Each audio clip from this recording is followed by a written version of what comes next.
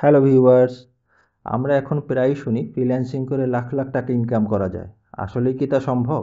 তাই আজকের ভিডিওতে জানার চেষ্টা করব ফ্রিল্যান্সিং কী, এর উপকারিতা এবং অপকারিতা কী, এবং সত্যিই কি ফ্রিল্যান্সিং করে লাখ লাখ টাকা ইনকাম করা যায়? তাহলে চলুন শুরু করা যাক। ফ্রিল্যান্সিং আসলে কী? ফ্রিল্যান্সিং হলো নিজের দক্ষতা ও সময় ব্যবহার করে বিভিন্ন ব্যক্তি বা প্রতিষ্ঠানের জন্য চুক্তিভিত্তিক কাজ করা, যেখানে আপনি কোনো প্রতিষ্ঠানে স্থায়ীভাবে চাকরি করেন না। মানে হলো আপনার যদি কোনো দক্ষতা থাকে তাহলে আপনি আপনার সুবিধা মতো সময়ে যে কোনো ব্যক্তি বা প্রতিষ্ঠানের সাথে কাজ করতে পারেন। আর এভাবে যারা কাজ করে তারাই ফ্রিল্যান্সার।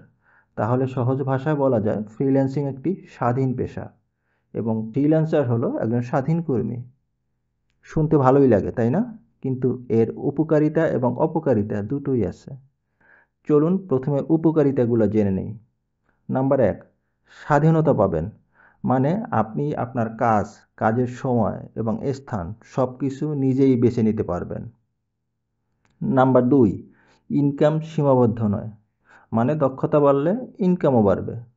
নাম্বার ৩, নিজস্ব কেরিয়ার গড়া। মানে নিজের পরিচয়ে ব্র্যান্ড তৈরি করতে পারবেন।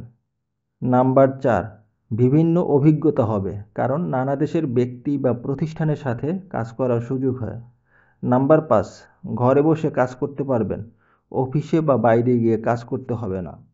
এবার চলুন অপকারিতাগুলো জেনে নেই। নাম্বার ১, নিয়মিত ইনকাম নাও হতে পারে, কারণ কাজ না পেলে ইনকাম বন্ধ হয়ে যায়। নাম্বার ২, প্রতিযোগিতা বেশি, মানে কাজ পেতে অনেক সময় নিজেকে প্রমাণ করতে হয়। নাম্বার ৩, একাকিত্ব, সবসময় একা কাজ করতে হয়, অফিসের মতো পরিবেশ থাকে না। নাম্বার ৪, নিজেকেই সব সামলাতে হয়, মানে কাজের যে কোনো সমস্যা নিজেকেই সমাধান করতে হয়।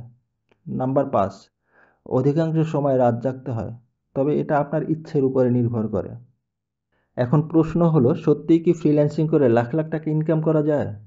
উত্তর হলো হ্যাঁ, আপনি ইনকাম করতে পারবেন যদি আপনার কাজের দক্ষতা ভালো থাকে এবং ধৈর্য থাকে। যদি এই দুইটির কোনো একটিও ঘাটতি থাকে তাহলে কোনো ইনকামই হয়তো করতে পারবেন না। ধন্যবাদ।